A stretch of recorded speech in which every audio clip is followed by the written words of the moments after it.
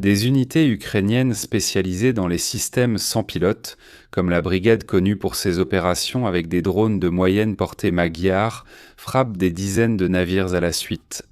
En une seule nuit, 8 pétroliers russes ont été endommagés ou détruits.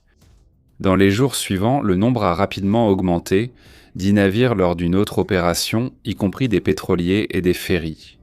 Le 12 juillet, le commandant des forces de drones ukrainiennes a rapporté que 14 navires avaient été touchés rien que ce jour-là, dont 10 pétroliers et 4 ferries. Au total, environ 116 navires russes ont été signalés comme cibles au cours des 8 jours précédents.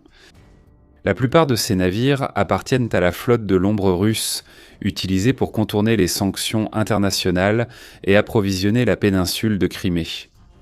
Chaque pétrolier touché, d'une capacité d'environ 7000 tonnes, représente une perte directe dans la chaîne logistique qui soutient les forces russes dans le sud de l'Ukraine.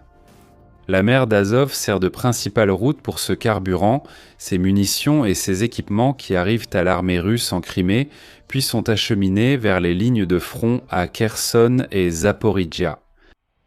La Crimée a été annexée par la Russie en 2014 et transformée en base.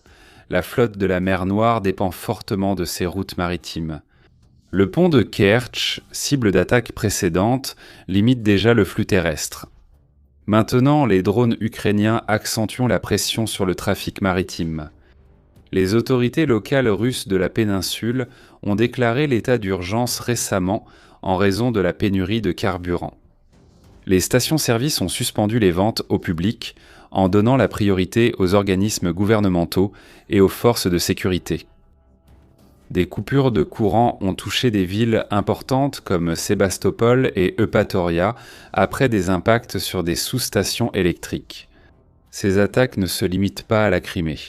Des drones ukrainiens ont également atteint des raffineries de pétrole à l'intérieur de la Russie, notamment une grande installation à Omsk, en Sibérie, ainsi que des sites au Tatarstan et dans d'autres régions.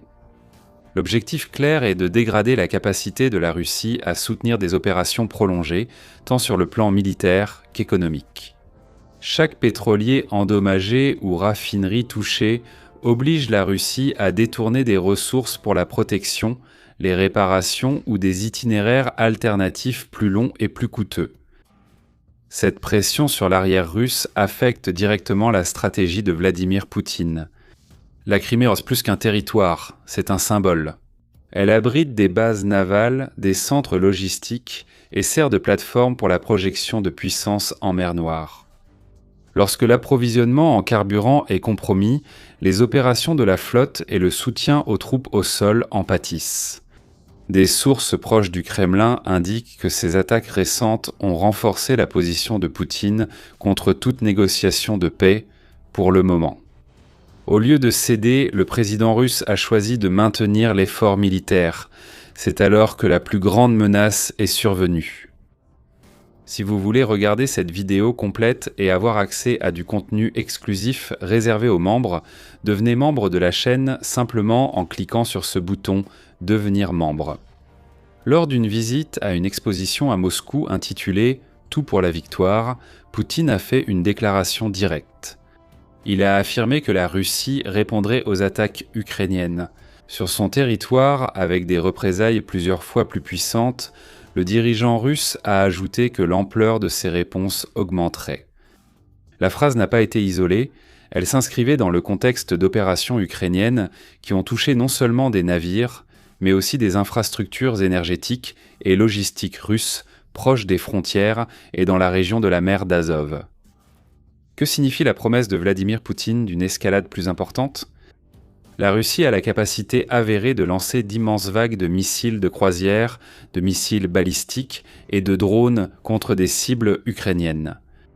Les récentes attaques contre Kiev et d'autres villes révèlent un schéma.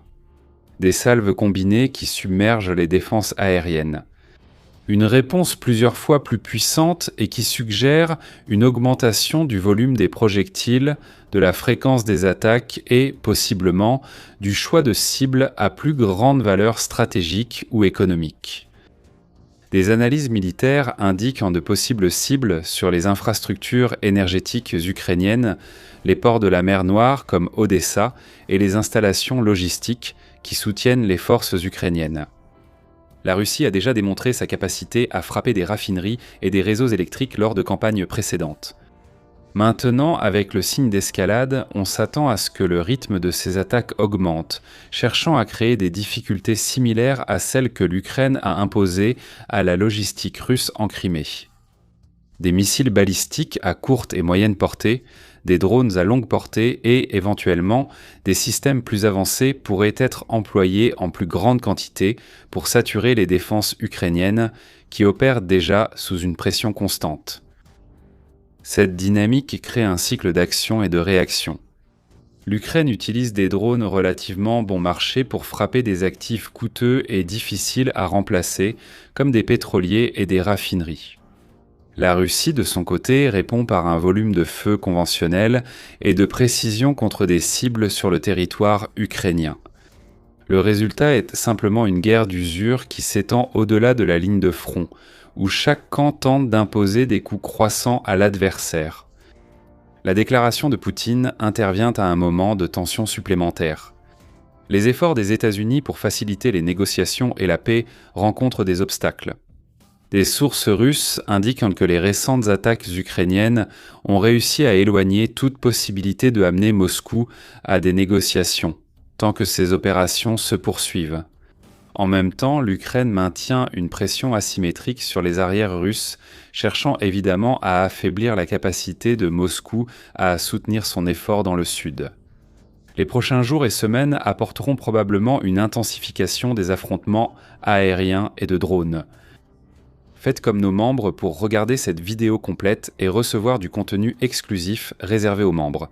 Il suffit de cliquer ici sur le bouton « Devenir membre ». Maintenant, je veux connaître votre avis. Selon vous, que va faire Poutine à partir de maintenant ? Des attaques dévastatrices, mais avec des missiles conventionnels, ou des attaques nucléaires ? Laissez votre avis dans les commentaires. Abonnez-vous à la chaîne. Activez les notifications pour ne rien manquer des prochaines vidéos.